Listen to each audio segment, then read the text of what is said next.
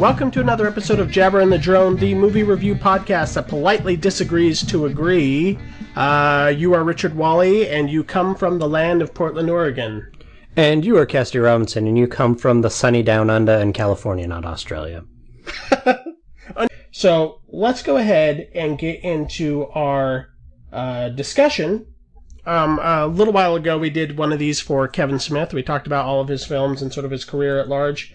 And I figured we might as well do the same thing for David Fincher, because he doesn't make movies all the time. So well, he's also somebody we're both pretty much into, so I mean... Right. And it's interesting to think about his career as a whole, because he's, for my money's worth, I think he might be one of the most consistent directors working today.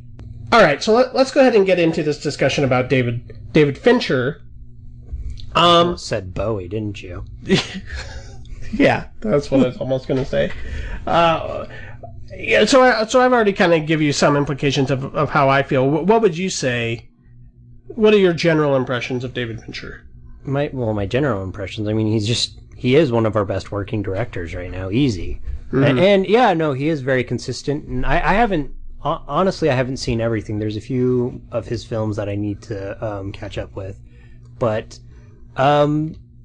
overall, just like the creepy moods and everything he puts into his films, and you know, in the last few films, he's had this thing going with the Nine Inch Nails dude, Trent Reznor and Atticus Ross. Yeah. We've been doing a lot of the scoring for his music. I think all that's really made this really atmospheric, really cool just sense to all of this stuff. So yeah, no, I'm always excited, and I mean, we joked about like a couple weeks ago, you know, you don't even have to advertise, like you don't have to put out a commercial for me, you just have to say a David Fincher movie's coming out and I'll go. Like, so no, that's my general consensus is he's just a great director. Right. And you know, starting out in his career, David Fincher was largely a music video and advertisement guy. He'd come out with sort of in that first wave of, or maybe second wave of famous music video directors. And he didn't just do little videos. He's done music videos you've probably seen. Major ones from Madonna, like Vogue and Express Yourself, as well as Aerosmith's Janie's Got a Gun, Billy Idol's Cradle of Love, big, famous music videos, kind of iconic music videos. And even then, he had this very sort of classical approach where everything's framed very meticulously and everything's shot really dramatically. And he had a sort of initial style, even in some of his advertisements, that you can see that he still makes every once in a while. Well, we like to pretend that, like, you know, because it's like music videos or because it's advertisements, that they don't have some unique value, but you can learn craft and do all sorts of things in those small formats just as much as you can anything else. It's just the way it's looked about as a very commercial property. But yeah, maybe that's part of what makes him a great director, is that he kind of honed and learned to craft these things. So. Well, and what I think is really interesting about his style, that is pretty much consistent through his career, is the way he shoots things and the way he lights things has this sort of almost sort of sterile approach. Like, it is... He keys in on these little moments all the time. Like, even if it's a scene of just two people talking in an office, he'll always, like, you know, if somebody reaches to go for their coffee cup in the middle of the conversation, he will do a cutaway to the coffee cup and then, like, the finger tapping, drumming on the table of the other person talking, and then maybe, you know, the device or the little widget on the office table that's clicking back and forth, and then back to the person talking. He creates dramatic tension in really interesting ways for what would normally be very mundane scenes. Right. No.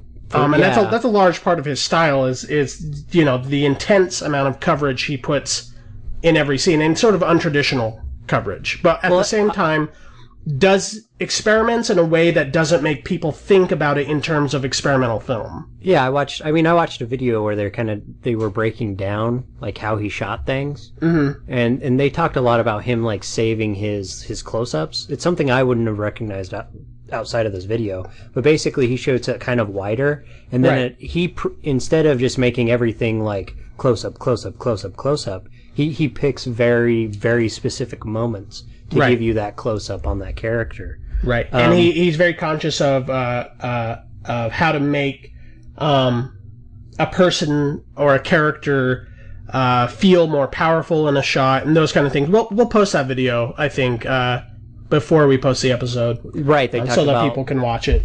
The blocking and everything like that. No, right. It was a good little video essay, yeah. Well, they broke it down really well. That's what I was impressed by. I was just like, oh, that's interesting. So... But David Fincher's first film that he has disowned from his own catalog because he feels like he did not really get to make the movie he wanted to make, or anybody really wanted to make, including the people in it, was Alien 3. This was famously a sort of disastrous production. The script had gone through several rewrites before it ever got to him, and it had gone through several directors before he was sort of the consolation prize director to pick up this mess and try and rush to a release date while they're still rewriting the script every day on set. Mm-hmm. And I think what's sort of incredible about Alien 3 is as terrible as the production was and as all the conditions were, you can't tell that much. It's still got sort of a... It definitely is one of the weaker of those films. However, yeah, right. It definitely still has a sort of a shooting quality, and it has kind of some. You were talking about some of the David Fincher-esque things. You know, when I think of Alien 3, the thing is I never remember like anything about like the actual creatures in that movie. I always remember this weird like conversation between the medic and like the head person of the prison. Right. Like those are the scenes like I remember from that movie. So I don't think it's a complete wash, and it's not comparatively to somebody else, some of these other things that come out and have plenty of time. So right. But like it's not a great film. No. There's nothing in Alien 3 that the first Alien didn't do 1,000 times better. And also, the early CG decision, and it didn't really. It dates kind of bad, but I think there is a lot of style there. Even is that far back, you can definitely tell it's a David Fincher film, and he knows where to put the camera, and that says a lot. Some of the performances are a little sloppy. There's one character in particular whose name I can't remember, but he changes accent halfway through the movie. Like he's doing like this really thick Scottish brogue, and then at the end of the movie, or before he gets eaten by an alien, he doesn't anymore. And weird things like that could have come from script issues. And that would happen to anybody about to be eaten by an alien, though. Right. That's how I explained it to myself. That's your fight or flight or Scottish brogue. Yeah, exactly.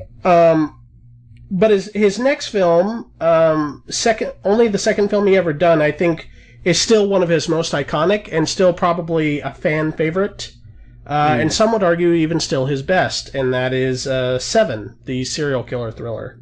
Right. And what's great about Seven is it's really it's kind of a thriller by the numbers, but what makes the film is the style of it. Mm-hmm. And also just kind of, because this could easily be a kind of strapped down, just serial killer investigation thing. But the way he uses everything, the way that even kind of the idea of how this person is killing people through the 7 deadly sins is sounds pretty cheeseball. Like if you've never seen it. Yeah. Well, that's the thing. In anybody else's hands, that would be... It would pretty much be cheeseball, is what I was getting at. Yeah. And but I mean, the way he builds, how he builds the intensity, the way that he uses the characters. I mean, partly it's casting too. Mm-hmm. And I mean, to me, there's always something. I always kind of come at it at a new angle every time I watch it. Like one of the last times I watched it, I was really looking at Brad Pitt's character and how masculine and how much he was almost. It was weird because he's playing Arch, because he's almost playing this like the typical cop character throughout a lot of the show, but then you get the juxtaposition with Morgan Freeman's character. Again, to me, this film really comes down to how it's shot and the moments that matter and the moments that don't matter, and it wouldn't be the movie it is unless it was built the way it was. Right. So, and I think that's kind of what it comes down to. Right. And then you get the last kind of iconic moments. Yeah. And then, it is a potboiler. And it is fairly familiar genre territory. You could say this is one of many sort of post Silence of the Lambs thrillers we had all throughout the 90s. But it has stood out from the pack and has remained relevant largely because of how it looks and its presentation, and he knows how to build suspense so well. And I think another interesting thing about it is it kind of straddles the line between mystery thriller, noir, and straight up horror movie. Oh yeah, but all of the violence in the movie is always off camera. Most of what we see, that's the violence in the film, is them looking back after the fact. Well, it's them looking at the scene of the crime, yeah. Right, and them kind of trying to put it back together, and it's one of the best studied genre films I can think of as far as without having any kind of pretensions of prestige. Right. The Game was sort of his follow-up after the surprise commercial success of Seven. And it's also very much sort of a genre exercise. Most of his films are. I mean, we tend to think of Fincher as being like this prestige director because he's been nominated a few times, and he's really had to earn that sort of respect. He's been mostly working in genre his entire career. Well, I mean, it's kind of funny though. There are several examples of that. I mean, right. I would say Hitchcock is easily an example of that.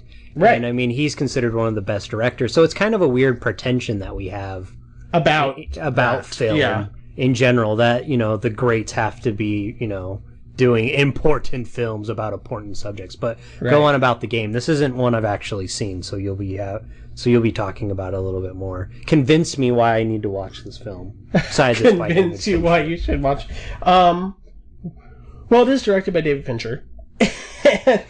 Oh, okay, done. You want the Game is actually pretty low on my list of movies by him. I don't think it's bad by any means, and it does exactly what it wants to do. There's some hokey plot stuff that I have a problem with. It's one of those movies that hinges on a certain reveal. Mm-hmm. Actually, now thinking about it, a lot of his movies do. That is sort of a thing. Consistent in his work. Yeah, I was just thinking the same thing. But of those movies, this one, its reveal informs the plot in such a way that it can color how you feel about the whole movie. And unfortunately, to me, it's a little bit of a letdown. The basic conceit of the plot is that Michael Douglas signs up for some weird live-action role-playing thing that his brother gives to him as a present, and then all of a sudden he's being stalked by some secret shadowy organization that's playing around with his life, and he doesn't know when he's in the game and when he isn't. Like, imagine Scare Tactics if they got to go wild on you for a week. Oh, fun. This is a Netflix. This is a Netflix conspiracy to me, because every time I've gone to watch the film, they've just recently removed it.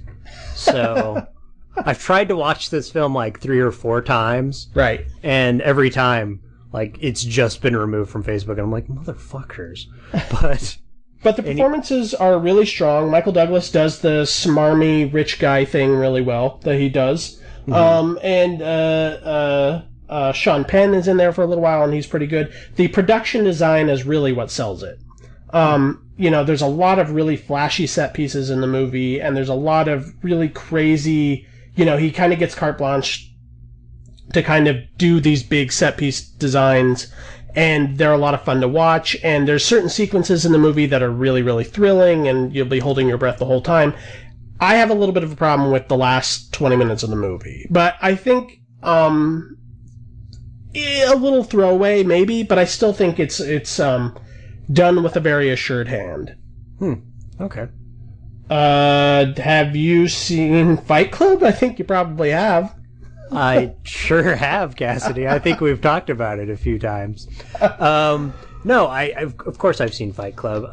I mean, it just came out kind of at that time where you were discovering that film didn't have to be Independence Day. Yeah. So that was kind of in that era. I actually didn't like it that much until I was older. When I was young, I was like, it was cool, but meh. But I mean, this movie actually, it kind of is way more hyperactive than I think most of his other films. Right. I think there's a real energy and a real just kind of crazy... kind of anarchic experience. Sort of... Yeah. I liken the film very much to, both in style and tone, and sort of in theme, to Kubrick's Clockwork Orange. Yeah, that makes complete sense. But yeah, it has a strange energy to it that none of his other films do. And it also has a reveal in it. Right. That I'm realizing this is a very big theme. And I kind of feel stupid for not realizing this before. But the film itself, though, I mean, it kind of exists in this like almost grittier, heightened sense. Like, this isn't reality. No.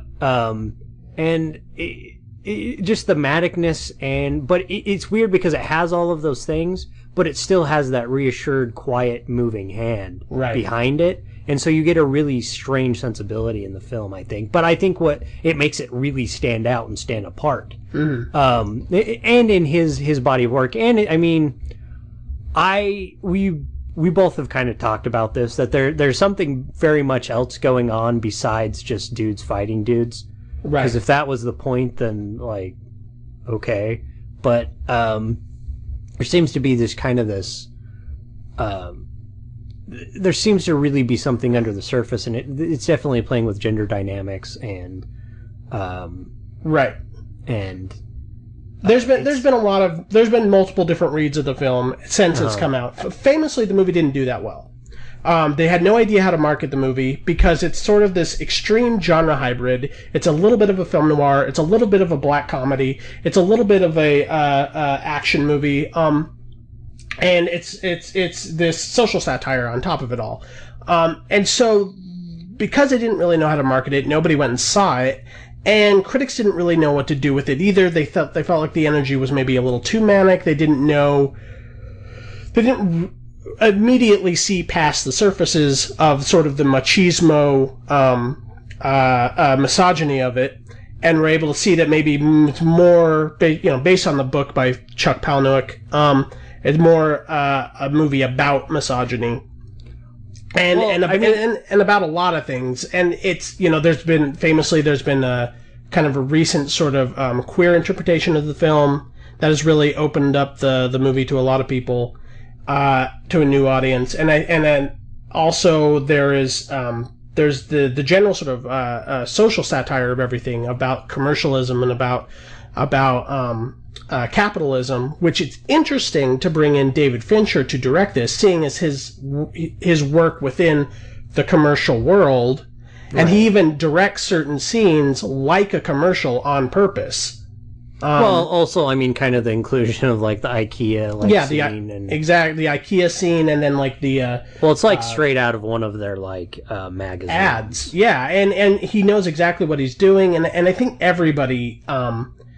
this ended up becoming sort of a zeitgeist film, but it didn't really catch on until a few years later. Well, all the things you've mentioned, though, I think you can watch it on any of those levels and enjoy it. Right. I personally, you were talking about the marketing, and when it was the big, like, macho, it's about dudes fighting dudes, that's kind of how I had it presented to me. And I watched it, and I was like, I guess. I didn't actually start enjoying it until I started enjoying kind of the dark humor aspects of it. Right. And kind of the satire. And then I was like, oh, okay, I get this film now. And I get why it's... And I see why it's interesting to me. But I think all the levels that you said, somebody can enjoy it at that level. If you want to enjoy it as a pure... adrenaline rush. Yeah. Adrenaline / macho whatever movie, you can. And it'll work. I mean, I think that there is a large body of the cold audience that's why they watch it and like it. Right. I don't think that's what the film is about, certainly. But I mean, but again, you can enjoy it at that level, and it's good at that level. Mm-hmm. Again, that comes from the overall just masterwork of the director, and being very fastidious about making sure that, you know, how it's shot, what is being used. And so, yeah, it has an enduring reputation, and I think it's great. The next film in his kind of oeuvre is Panic Room. It's another one I have not seen. Okay. And this might be... I haven't seen it since it came out. So maybe I shouldn't say this with too much confidence, but this might be my least favorite movie by him. It's sort of a by-the-numbers home invader thriller. Stars Jodie Foster and little Kristen Stewart, back when she looked like a 12-year-old boy. And they're stuck in a house with a panic room, and they have some limited contact to these robbers who are trying to get in. And as far as I can tell, especially coming off of Fight Club, which had so many ideas going on in it, and so much energy, and so much bravura filmmaking, then you come to this, which seems it's really well made, and there's a lot of tricks he learned in Fight Club that he kind of employs here. He's starting to use CGI in a really interesting way, where instead of shooting giant robots punching through walls, he shoots, desks and furniture, and is able to create these CGI environments that the camera can weave in and out of. And he does a lot of that in Panic Room as well. I don't think... The movie just feels kind of empty. It's not really about much. And as far as the thriller aspect of it goes, it's not nearly as breathtaking as something like Seven or even The Game.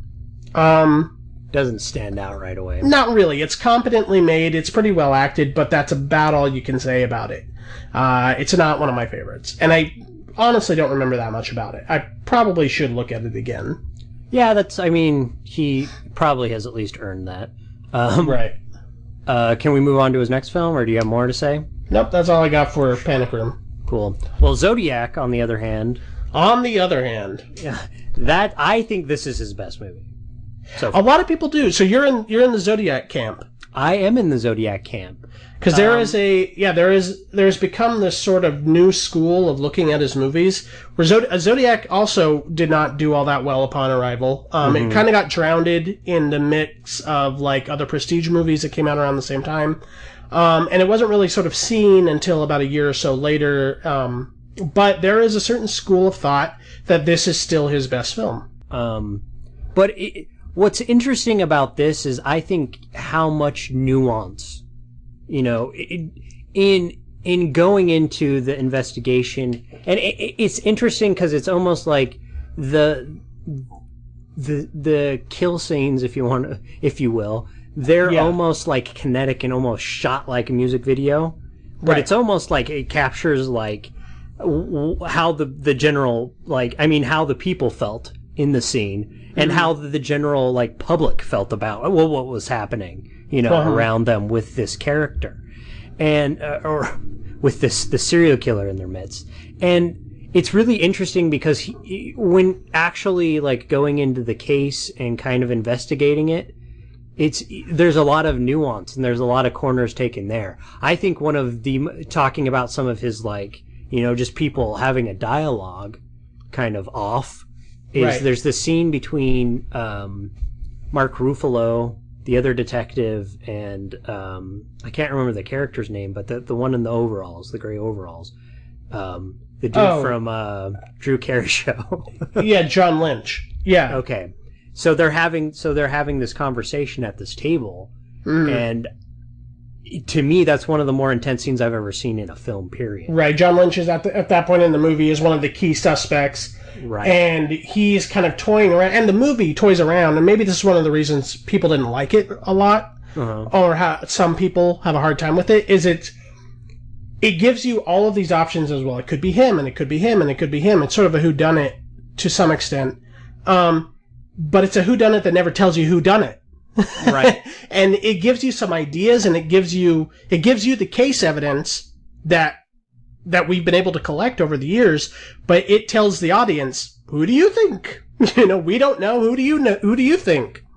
And that's, I think, what's so fascinating, because the movie kind of starts out almost kind of like Seven. It's sort of a straightforward serial killer thriller while the killings are still happening. And then the second half of the film is all about the investigation and all about the 9 circles of hell of paranoia and frustration of never being able to make headway in this case, and trying to figure it out. I mean, it is, and the lives that are ruined, and in these kind of cases, like, it is a daunting task, and often these kind of things, especially at that time period, only got solved because of luck, right? Because basically somebody got too overzealous. It wasn't because, so this is a situation, it's almost about paranoia more than anything. Right. And obsession. An obsession. Yeah, no. So again, one of the things I love about this film compared to any of his other films really is just the pure, like, quietness of the last half. Right. Of just like, okay, but in that quietness there's still this huge tension. There aren't people being, like, chased down or whatever. They're just being interviewed.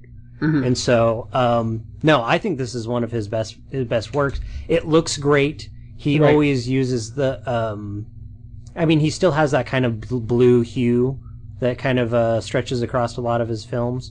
I don't know. The performances in it are great. I think this is one of my favorite Jake Gyllenhaal. Yeah.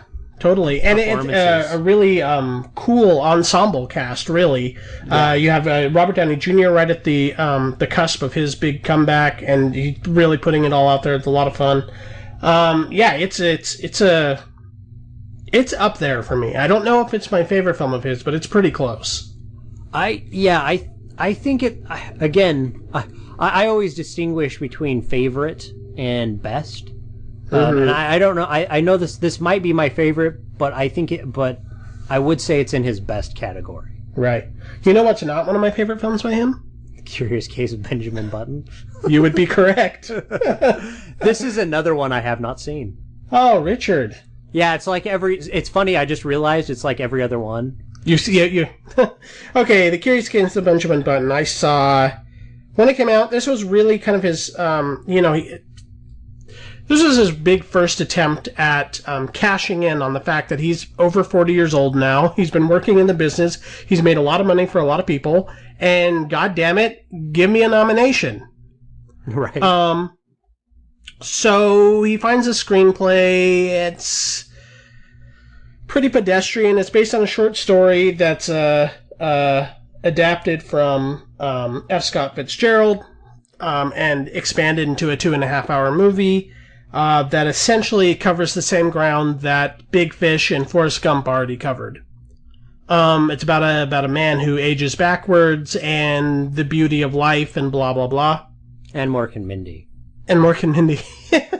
That's actually the first time I saw the commercials for that. I was like, "This is the like Mork movie. And Mindy." You're in the Mork movie now. Yeah. It's gorgeous. There's certain things you can depend on with the guy, and actually, this is of all of his films, this is probably the most one of the biggest attempts at emotional filmmaking he's ever done. Because you can say that some of his films lack a certain amount of emotion. There is certain sterility that he sort of approaches things with. there isn't that much distance in this film, and there are certain sequences, like between the actors and the way they talk, the technology involved with aging Brad Pitt and making him look older and younger was really like groundbreaking at the time. Although you tend to focus more on how did they make him look like that than you are on the actual story as you're watching it. Sure. It's worth seeing, but this is the David Fincher movie for your grandma. Oh, okay. I was going to show my grandma Seven right off the bat, but if she can't deal with the strap-ons with knives, then she doesn't deserve anything else. That's all on her.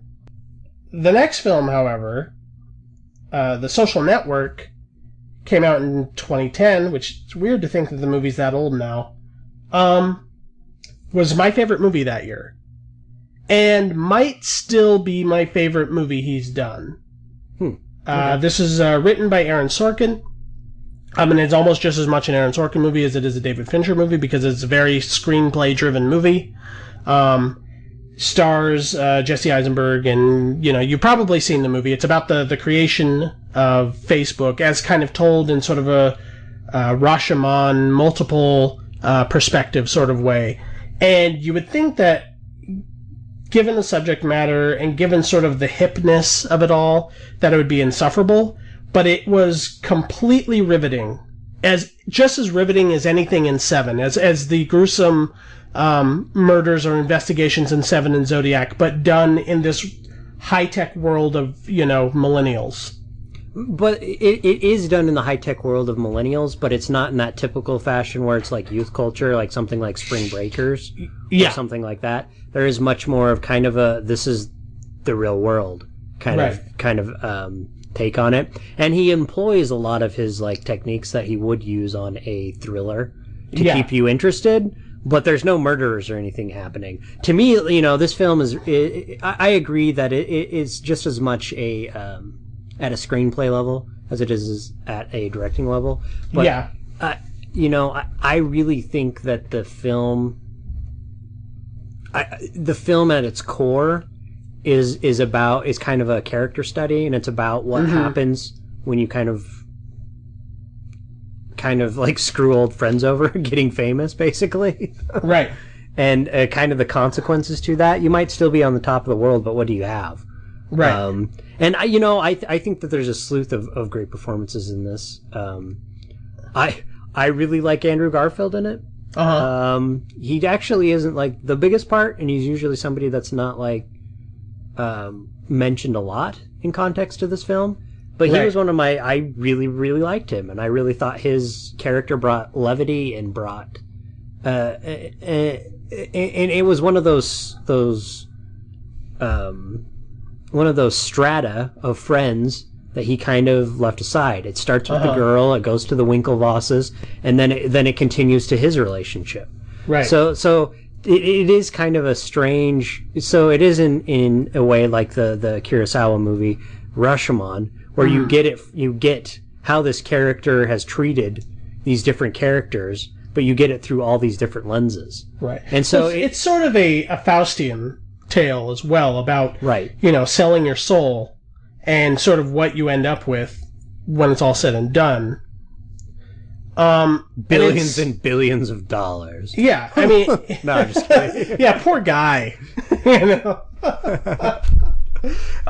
And we'll see if Ello takes off like everyone says it's going to, and makes the movie completely irrelevant. But I think it's a masterwork, and it was one of the few films I've seen where it ended in the theater. I was watching it, the credits roll, and I want to walk right back in and watch it all over again.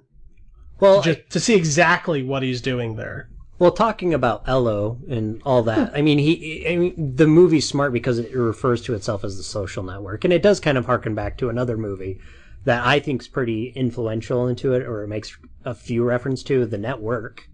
70s film. Network. And this is another one that I think is this I always go back and forth. This or Zodiac are either his or one of his best movies. And I think that I do think this is some of his masterwork, and I think he employs everything that he's used in different strokes, but just the right amounts. Mm-hmm.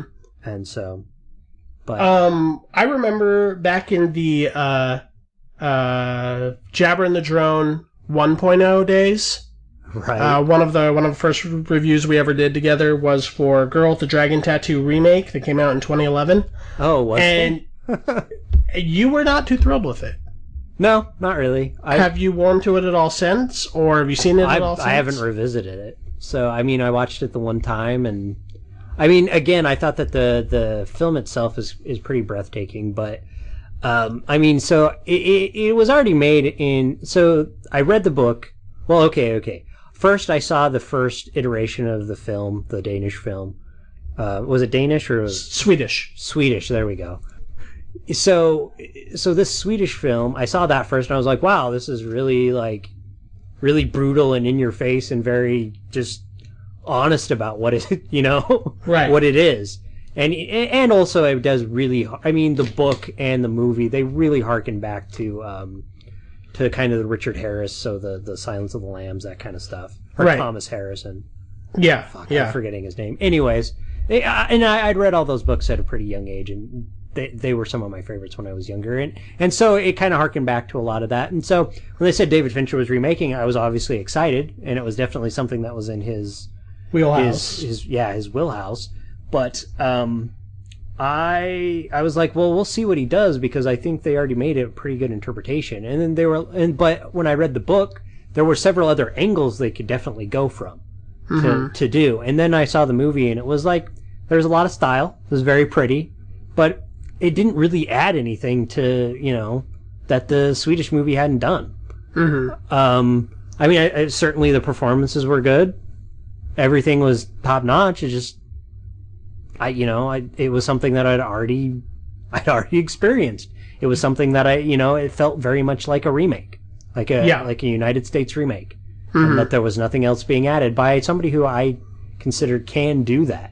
All right. So, I have nothing really to add. I think I agree with you on all those points. It is very much a by the numbers remake. You could take point per point, plot point per plot point, and find where each movie mirrors each other. And, just to be clear, the Swedish film only had come out maybe 2 years before. That was another thing that I was kind of like, wow, really? Right.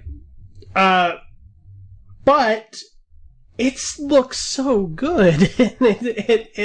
It's done so well, and I can't forgive myself for its unoriginality or its lack of narrative ambition. But it's like, if anybody else had done the movie, I probably would have the same opinion I had with like the Carrie remake or the Let the Right One In remake. Right. But with this movie, it's just like, yeah, thanks for doing it again if you're going to do it like that. Well, at least in those, again, well, what I think everybody can hear is this is almost like the David Fincher gush hour, but no, it's gorgeous. Like I said, there's a lot of style and it's gorgeously shot. I can't argue with that. I just it wasn't enough for me. Yeah. So, other than it being in English, even though it still takes place in Sweden, and everyone's speaking in English with a Swedish accent, which is a weird decision. But I don't know. I like both films. That's and I struggled in my brain forever of how to feel about that movie, and it really comes down to, if you've never seen the Swedish one, then you can watch the Fincher one and be good. If you've never seen the Fincher one and you've seen the Swedish one, you'll be good. Like, I think they're on a technical level comparable. Also even a side note though with that film, we did see it in one of the worst theater experiences I've ever had. Oh. The girl with the dragon tattoo. Do you not remember that girl behind us? Oh yeah, we saw it together, didn't we? Yeah. Yeah, there was some talkers. I was kind of out of earshot. I think you were more directly behind her. But I remember her being shushed a few times by you guys. Just shushed. We shushed her. We got to the point where it was me and Keith at the same time, the exact same time, not planned, yelled "shut the fuck up" at her. Like it was almost strange, but yeah, no, it was annoying. Right. And then one of her side points was she was talking about it, and she was talking about how the cat was going to die. And then when we told her and we shushed her, she says, "No, that was a relevant point." It's like, you're still talking. You're still making words with your mouth. Did you make this movie? No, you didn't make this movie. Shut the fuck up. You have nothing relevant to say about it. That goes to everyone. And I think one of the most exciting things about Fincher, and moving into our review of Gone Girl, is in this day and age where everything is made for 14-year-old boys, right? Where it is all superheroes and robots and science fiction. Fincher is one of the only people out there who can make adult films on a really large-scale budget that adults go to as well. That are populist films, that are R-rated unabashedly, but also made with a lot of confidence, and he's not struggling for indie cred. He's out there in the game. Yeah, and he's making. I mean, what's interesting is if you say, "Oh, he's a genre guy," right? Like David Fincher wouldn't come to mind, but no, thrillers on the cusp of horror. That is a genre film. These are genre films that he is mostly working and doing. Mm-hmm. For the most part, every single movie we've talked about is a thriller with a good dose of horror in it. Right. So it's sort of a strange. It's a very strange place we're sitting in. There's no dragons in it, therefore it's not genre. That's bullshit. No, these are genre films. There are dragon tattoos, but yeah. So his latest film, Gone Girl, which came out this year, based on a popular airport novel, and adapted by the same writer, actually, Gillian Flynn.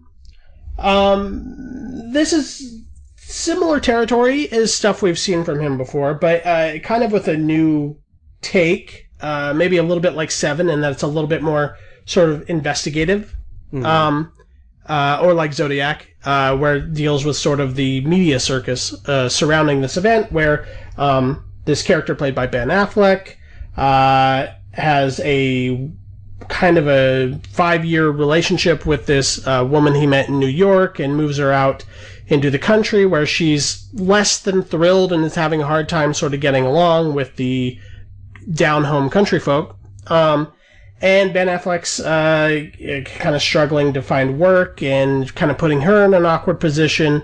And on the eve of their anniversary, on the cusp of a possible divorce, she up and disappears, and it becomes sort of this, sort of OJ trial-esque TV circus about this couple, and is he culpable or is he innocent, and what was his or her motivations, and how long is it going to go before they find more evidence, and does he need a lawyer? Can he trust the police, the local police? And it becomes this really involved, multiple angle kind of study of this event.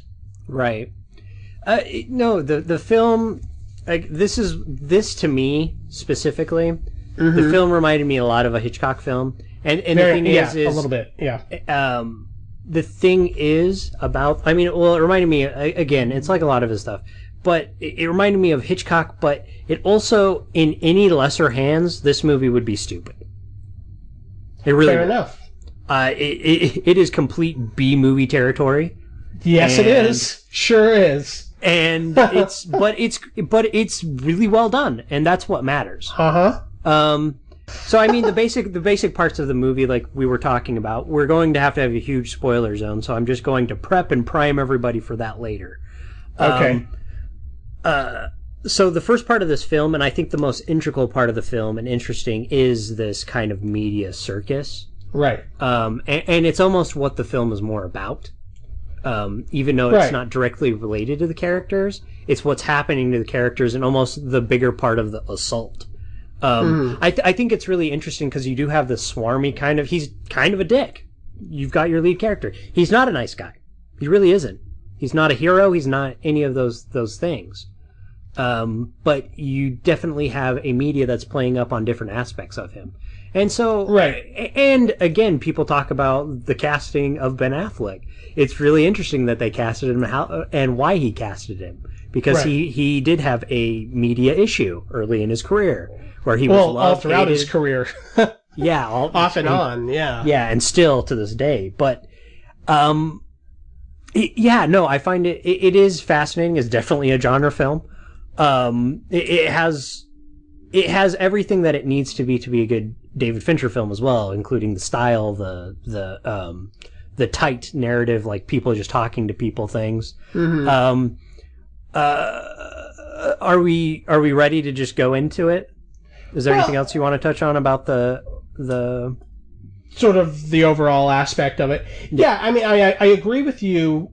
What I was kind of taken away from this film is I was surprised at how much of a straightforward genre piece it was. Oh, I was kind of happy in a way. Yeah, me too. There was another film that came out last year or the year before by Steven Soderbergh called Side Effects. Mm-hmm. And I think there's structurally and sort of genre-wise very, very similar to this film.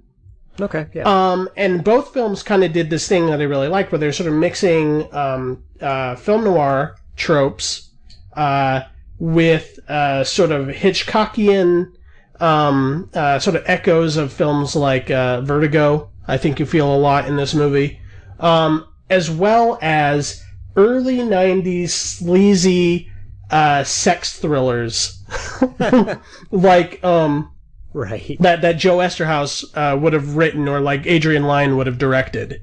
Right.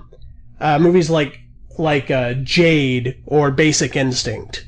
Sure. And I'm kind of happy that genre is coming back in a way, and coming back with so much cinematic muscle as somebody like David Fincher, who's presenting it as prestige. He's presenting it with a completely immaculate eye, and selling it 100% as the movie you're going to be talking about all year. When, if you just look at the nuts and bolts of the story, it is a B movie. Mm-hmm. But in sort of a glorious way. And I think everyone who's working on this movie knows exactly what they're making. Agreed. I feel, on whole, it's a little empty. I don't, the biggest takeaway you can take from it is it's sort of about how the 24-hour news cycle works, and sort of always searching for a story and creating drama where there isn't any or whatever. That's a little bit about what the movie's about. I'm not sure if it's about much more than that. Agreed. Or that it necessarily needs to be. I will say that it's a total ride, and Fincher has this ability, even in some of his lesser movies like Benjamin Button or Panic Room or The Game. He has this ability where he just puts the meat hooks in you early on and pulls you in, and you are glued to the screen till it's over. And he has that ability on me. I actually think this is one of those films that he does that more with. I think this is one of the biggest examples of that. Now, the films you said, those actually weren't the ones that came to mind. The ones that came to mind automatically, I thought of two. I thought of Psycho. Sure. And mostly because of structure. Then the second film that I really thought of was Anatomy of Murder. Yeah. Again, before we kind of go into the spoiler zone, there are tons of great performances. Pike, of course, Ben Affleck. I don't know his sister's name. I forgot her name. I don't either. I don't have my phone open to that. She's from. She's a theater actress. She's not. Well, she's also in. She's in this new HBO show I've been watching. It's by the Lost guy, Damon Lindelof.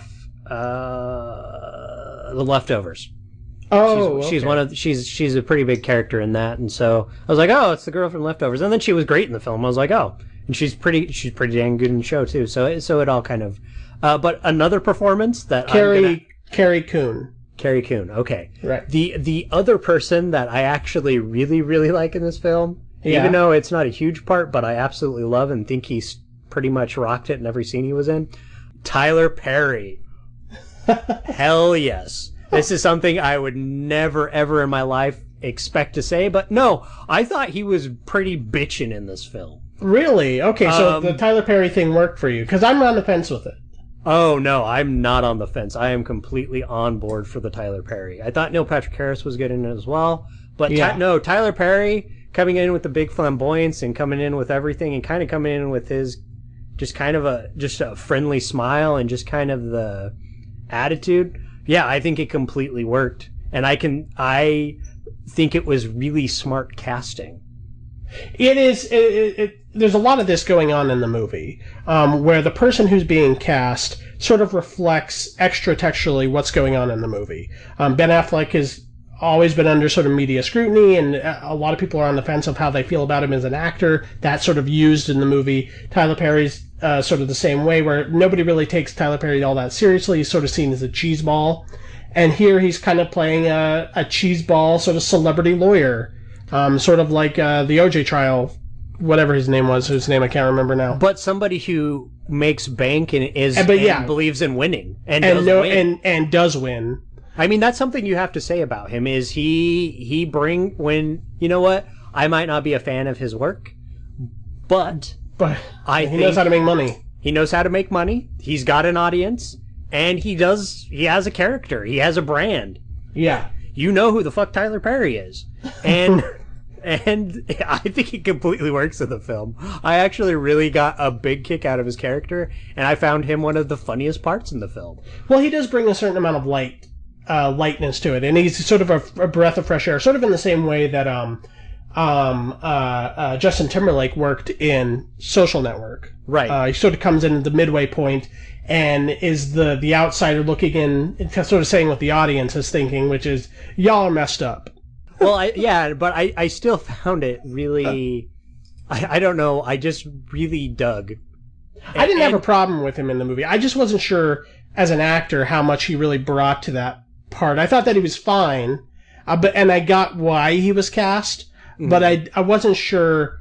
Like, I didn't feel him really stretching his abilities or doing something I didn't already think he could do. Again, to me, it's not about stretching his abilities or anything like that. Mm-hmm. To me, it was about him fitting that part and him embodying what it was. And to me, again, it's just as much a mark to him as it is to casting and to basically the decision to put him where he was. Because he does bring a different energy to the whole character. And it has everything to do with him as a person. And I think that is a really smart choice by the filmmakers themselves, and therefore makes it a great choice all around. Right. Let's go ahead and talk about the standout performance of the movie, in my opinion, and which sort of opens it up to the spoiler zone. We will return to our discussion of The Sacrament at 1 hour and 8 minutes. Okay. But until then, we are going to talk about the second half of this movie, because at the 50-point mark, this movie takes a...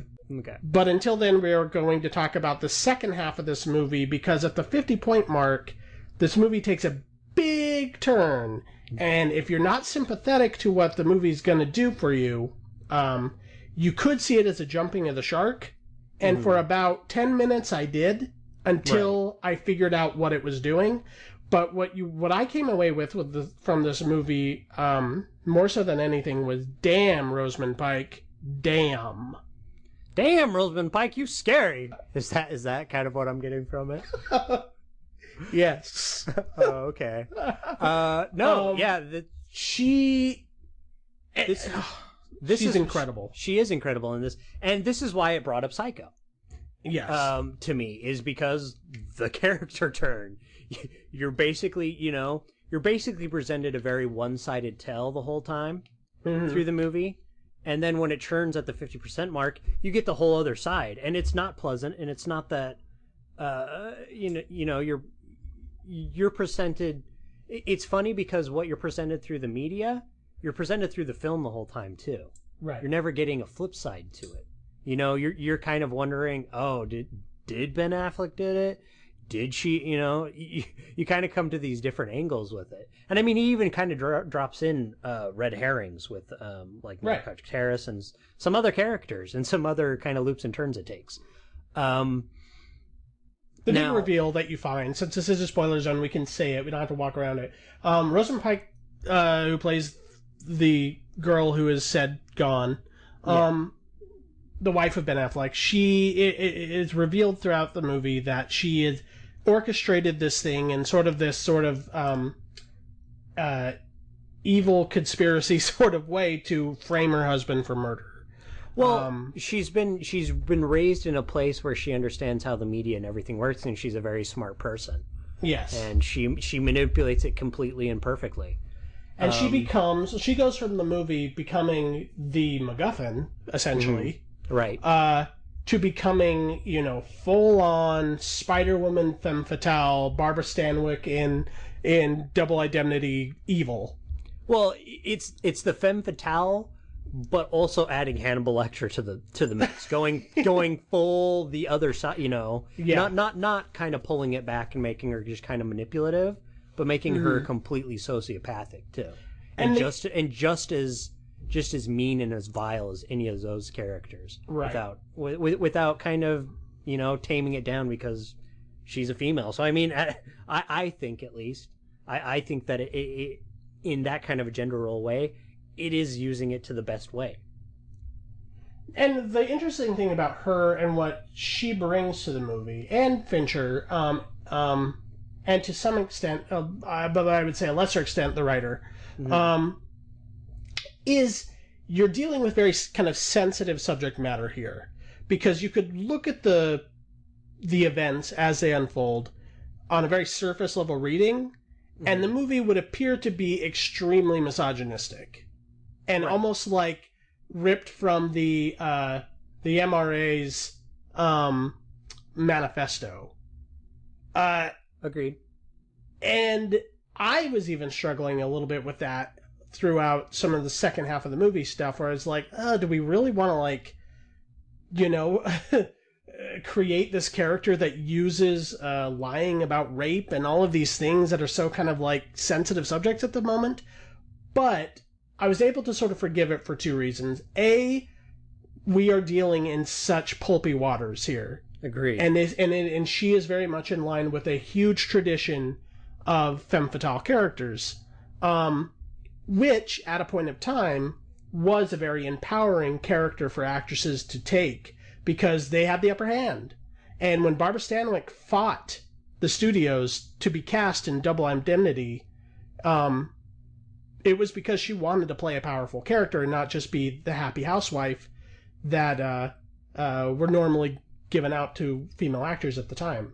So there's that. The other thing that I think really saves the overall narrative as becoming misogynistic is that she owns it so much. Right. And she is loving it. The actress, Rosamund Pike. And she ends up being the big takeaway from the whole movie. And by the end of the movie, she sort of wins. and there's something sort of, like Hannibal Lecter, at the end of at the Silence of the Lambs, when he makes that call, I'm seeing an old friend for dinner. By that point in the movie, we are totally on his side. Well, even though it's sort of dark and twisted. You know what? It might be dark and twisted. It might be like, the female's the bad guy. But I think you eloquently said it in saying why it redeems itself. But specifically kind of like, I think that, instead of kind of basically taming it down and making the female just, it's okay to have a female that's just as evil and just as scary. And I don't think that makes it misogynistic, personally. Well, and unlike, say, A Dame to Kill For, which we saw earlier this year, works to punish the character and really, the He-Man woman haters rule. In this film, she is evil and conniving in a way that is almost supervillain like. It's sort of a marvel to watch. It's totally the movie's sort of celebrating her genius. Right. Sorry, I wasn't laughing at your comments, just the string of events. You said supervillain and then Marvel and Anyway, that's what I was chuckling at. No, again, I think it's where it ends up completely redeems it. Right. Is because she is completely in the place of power, whereas Ben Affleck's character is completely afraid of her. And when it comes to that like part of the film, you are afraid for Ben Affleck. You're not afraid for Rosamund Pike. And it's just I think that the film it completely, like I said, completely B-movie territory. Yes. That was my first comments, and it's kind of my last, and kind of coming around to my full point. Complete B-movie in anybody else's hands can be completely stupid, but it completely works because of the acting and the technical and the storytelling prowess of the whole team. Right. And we get another really kind of a cool minimalist score from Fincher and Atticus Ross, or Trent Reznor and Atticus Ross. And I actually think this one works the best. Really, even more so than Social Network. Social Network, I think, was purposely kind of techie and techie and kind of in the background, whereas this one really did work on you. Yeah, real moody. Real moody, and they kind of lyrical, because they kind of do these kind of like kind of sounds, and then they also the other thing that they do about it is they do these like heartbeat scenes, these sounds, and I think it all works towards the end goal, and that's why this film works, is because you can either fall into the too pretentious or you can fall into the too campy, and it walks that straight line between the two. Well. Yeah, and I think everyone involved knows exactly what movie they're making. I think they know that this is an A-level B movie. Again, to me, this film was it was everything that it should have been. Yeah, I'm pretty positive on it. I would definitely recommend it to anybody. Agreed. I don't think this is... Don't take your 13-year-olds, but... No. I have a little bit of a funny story about that. But I would say that this is nowhere near Fincher's best movie if you're looking at his overall work. I think he's maybe made a little bit more impact here or there. But right. I think it is a great example of what he can do with just about anything. And how just how to make a good damn movie. Like, exactly. It's a movie's movie. It's sort of a very traditional sort of nibble on your popcorn kind of sweaty palm thriller. Yeah. Okay, well, we're going to have to move on to